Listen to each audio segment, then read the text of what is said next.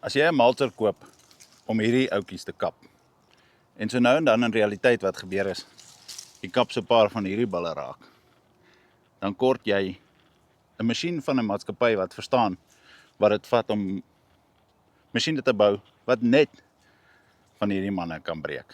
Kyk bietjie na hierdie video.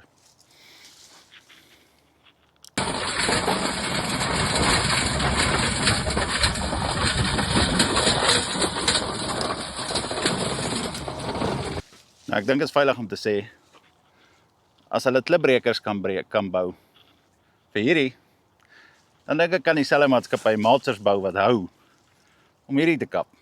Dink julle nie ook so nie? Tot 200 mm kapasiteit en hy kan reverse sny.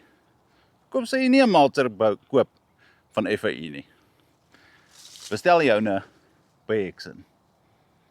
Tot volgende keer, Hexen groete. Bye bye.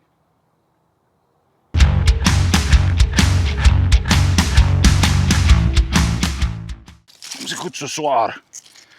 Net 'n bietjie by die gym uitkom. Ja man.